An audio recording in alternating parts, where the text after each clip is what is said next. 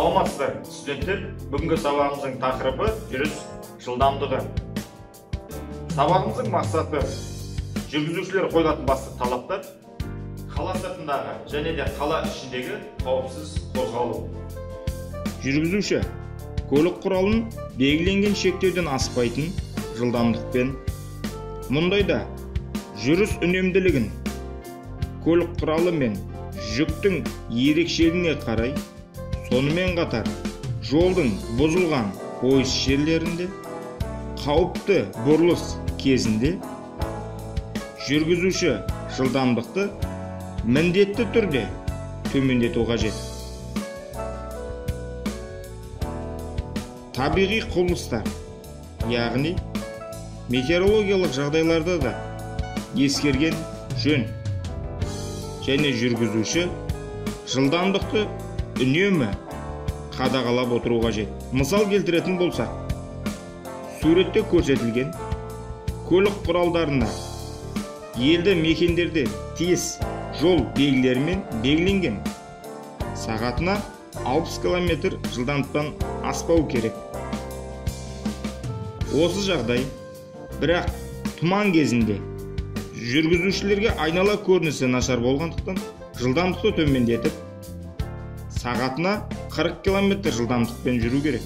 Тура осы көрініс, бірақ қыс мезгілінде айнала көрінісі нашар, қар жауып тұр, жер қайғақ мұз кезінде жол көлік оқиғасын алдын алу мақсатында сағатына 30 км жылдамдықпен жүру талап етіледі. Жол көлік оқиғасы көбінесе жүргізушілердің әртүрлі жолдың беткі қабатына метеорологиялық құбылыстарға байланысты жылдамдықты бәсеңдетпеу салдарынан болады. Жалпы жылдамдық жүргізушіге қағидалардың талаптарын орындау үшін көлік құралының жүрісіне тұрақты түрде бақылау жасауына мүмкіндік беруін қамтамасыз етеді. Егер жүргізуші жолдан өтіп бара жатқан жаяу жүргіншіні және де басқа да бір қауіптілікті байқаса, ол жылдамдықты тоқтауға дейін азайту қажет. Тұрғын аймақтар мен аула аумақтарында сағатына 20 км-ден аспайтын жылдамдықпен жүру рұқсат етіледі. Елді мекендерден тыс көлік құралдары, мотоцикл, жеңіл автокөлік, жүк көтерімділігі 3,5 тоннадан аспайтын жүк автокөліктеріне, автоарналарда, яғни автомагистралдарда сағатына 110 км жылдамдықтан аспау керек. Ал қалған қала аралық жолдарда 90 км жылдамдықтан аспау қажет.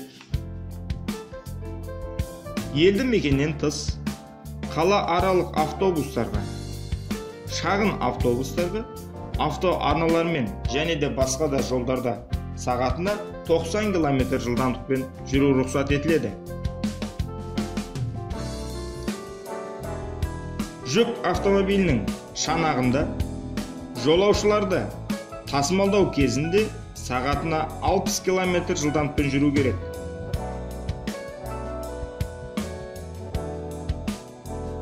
Арнайы балалар тасымалдайтын автобустар сағатына 60 км жылдамдықпен жүру талап етіледі. Механикалық көлік құралдарын сүйреу кезінде сағатына 50 км жылдамдықпен жүру керек.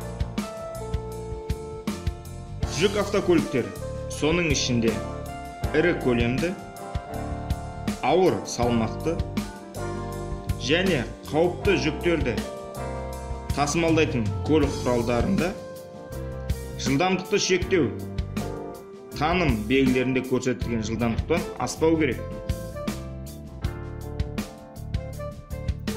Көп жолақты жолдарда жылдамдығы өте төмен жүріп келе жатқан көлік құралдары басқа көлік құралдарына кедергі келтірмей, жолдың оң жолақ бөлігімен қозғалу қажет.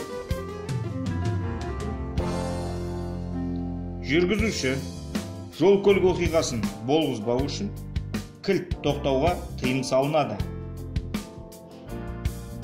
Ал егер жүргізуші кенеттен қауіптілікті байқаса, жол көлік оқиғасын болдырмай тоқтау қажет. Осымен сабағымыз аяқталды. Назарларыңызға рахмет. Сау болыңыздар.